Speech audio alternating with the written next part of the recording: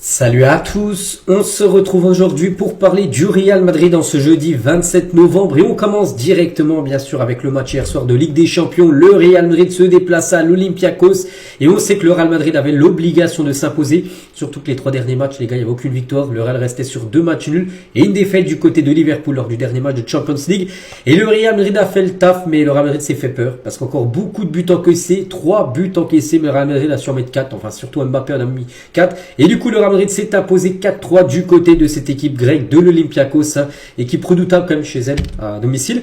Et pour vous dire les gars que c'est quand même historique, le Real Madrid a battu une équipe grecque à l'extérieur en Ligue des Champions pour la toute première fois de son histoire. Jamais le Real Madrid s'est imposé contre une équipe grecque en Grèce, et ben c'est chose faite, bien sûr, avec cette victoire hier, 4-3. Au classement, bien sûr, après la 5e journée de Ligue des Champions, du coup, avec cette victoire, le Real Madrid gagne des places, et le Real Madrid est actuellement 5e, bien sûr, de cette Ligue des Champions. Donc le Real Madrid est sur 5e, mais c'est comme s'ils étaient 2e, parce qu'il y a le même nombre de points que le PSG, que le Bayern, que l'Inter, et que le Real, après, ça se joue, bien sûr, la différence de but, vous avez vu, différence de but, c'est très important, tu peux gagner ou descendre de 2 ou 3 places. Donc, bon, pour l'instant, l'objectif top 8, et actuellement totalement envisageable bien sûr avec cette 5e position de cette Champions League. Donc il reste plus que 3 matchs, donc 2 rencontres en plus à domicile, une rencontre à l'extérieur. Donc oui, l'objectif bien sûr finir le plus haut possible. On continue cette fois-ci, on va parler de l'homme du match, bien sûr c'est lui, c'est Kylian Mbappé. Regardez, fait la une aujourd'hui du journal Marca avec Mbappé, 4 fois Mbappé par rapport à ses 4 buts inscrits bien sûr. Donc logiquement bien sûr il a remporté le prix d'homme du match, donc il a remporté le petit trophée là bien sûr en forme de ballon de foot et le vrai ballon du match par rapport à son quadruplé. Mais bon, il a marqué un triplé. Non, c'est avec le triplé que tu peux ramener le ballon chez toi. Donc là, un quadruplé, tu peux bien sûr le ramener. Donc voilà, Mbappé magnifique. Et surtout, Mbappé a marqué de la tête. C'est plutôt rare, même très rare les gars de voir Kylian Mbappé. On sait qu'il est très bon du pied droit, du pied gauche, peu importe. Enfin, surtout du pied droit, mais de la tête, ça c'est plutôt rare qu'il marque des buts. Et hier les gars il a marqué un sublime but de la tête avec Kylian Mbappé. Qu'est-ce qu'il a pu dire les gars en déclaration en fin de match, donc y a-t-il une dépendance à Mbappé du côté du Real, vu que c'est lui qui marque quasiment tous les buts? Sans vous manquer de respect, c'est une mauvaise question. Chacun a son propre rôle dans l'équipe. Mon travail est de marquer des buts. Sans nos joueurs, nous ne gagnons pas de match, bien sûr. Je n'y pense pas. Je pense que c'est une chose, bien sûr, pour les journalistes de parler de dépendance, bien sûr, de Mbappé du côté du Real, même s'il n'a pas voulu trop répondre à ça, parce que s'il aurait dit oui, il y a une dépendance de Mbappé, voilà, les autres auraient dit attends, il se la pète un peu. C'est pour ça qu'il a dit non, c'est une mauvaise question. Bien sûr, tout le monde est important. Le gardien est important pour ne pas prendre de but. La défense est importante pour éviter de prendre le moins de buts possible. Le problème, c'est qu'ils en ont pris pas mal. Et lui, il est important pour mettre des buts. Et hier, il a mis 4, bien sûr, avec Kylian.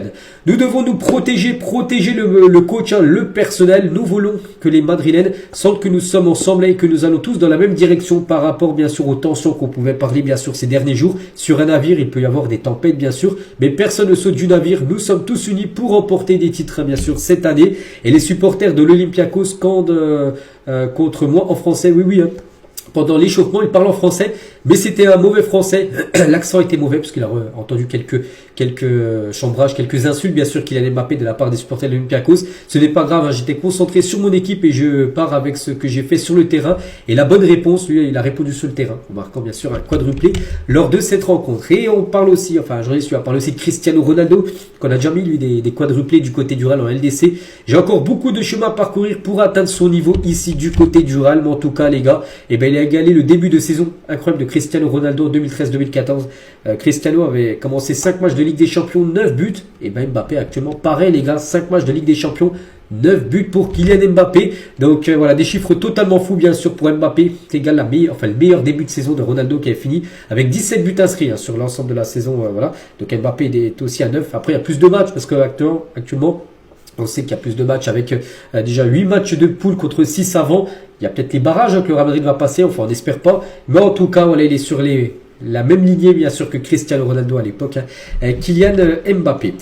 Toujours avec lui, donc avec ses 9 buts inscrits en Ligue des Champions. À noter que sa meilleure saison en Ligue des Champions, c'est 8 buts inscrits. Donc il a déjà dépassé sa meilleure saison bien sûr en termes de buts inscrits sur tout l'ensemble d'une saison de Ligue des Champions. Là il est déjà à 9 et il est bien sûr meilleur buteur actuellement de la Champions League, avec bien sûr son quadruplé, mais surtout on va parler de ses 3 premiers buts, le but à la 22e, 24e et 29e, parce que les gars c'est pratiquement un record. C'est le deuxième record en gros. Donc Mbappé a inscrit le deuxième triplé le plus rapide de l'histoire de la Ligue des Champions, derrière celui de Salah, un joueur de Liverpool qui a inscrit un triplé en 6 minutes et 12 secondes exactement. Donc lui il a marqué son triplé hier en 6 secondes, enfin non peut-être pas en 6 secondes, faut pas abuser, mais en 6 minutes et 42 secondes. On va dire en 30 secondes de plus que celui de Salah qu'il avait pu inscrire il y a quelques années face aux Glasgow Rangers. Mais voilà, il a inscrit un triplé très rapidement Kylian hier lors de cette rencontre. Et ses stats bien sûr sont incroyables, un club plus sélection, donc c'est 22 matchs, 27 buts et 5 passes D bien sûr. La saison est exceptionnelle, c'est son meilleur début de saison depuis le début de sa carrière tout simplement à Kylian. Toujours avec lui, donc il parle aussi de Vini Junior, son ami, qui lui a délivré 2 passes D lors du match, donc c'est un cauchemar pour les défenseurs droits des autres équipes d'affronter Vini. Nous avons de la chance bien sûr de l'avoir au sein du Real parce qu'il a été bon. On parle beaucoup bien sûr du quadruplé de Mbappé. Mais notez que Vini les gars il a délivré 2 passes décisives lors de ce match, bien sûr les 2 pour Kylian. Et à noter que Vini les gars il a désormais autant de passes D que Karim Benzema au Real en Ligue des Champions, 27 passes D pour les deux. Donc il y a seulement le meilleur passeur de l'histoire du Real Madrid en Ligue des Champions, c'est Cristiano Ronaldo qui est à 31. Voilà que Vini peut potentiellement égaler, même dépasser sur cette saison de Ligue des Champions. Xabi Alonso, quelques déclarations de la part bien sûr du coach bien sûr du Real. Le match de Mbappé, donc il a marqué les buts, mais Vini a aussi été très bon. Il ne veut pas seulement retenir le match de Mbappé, c'est une équipe bien sûr. Le Real Madrid c'est pas seulement un joueur. Il a dit Vini aussi a été très bon. C'est dommage pour son but refusé, mais il a fourni des passes D. Kylian s'est démarqué bien sûr par ses buts. Donc des tirs, nous devons tout améliorer, réduire les distances, rapprocher les attaquants, rendre nos blocs plus solides. Il y a beaucoup de choses à améliorer parce que oui, il y a une victoire 4-3 hier. À la fin du match, tu étais à 2 doigts de concéder le 4-4 et ça aurait été bien sûr une grosse désillusion pour le Real Madrid de repartir bien sûr de ce match-là avec un quadruplé de Mbappé, mais surtout avec un nul. Heureusement, bien sûr, il y a quand même la victoire.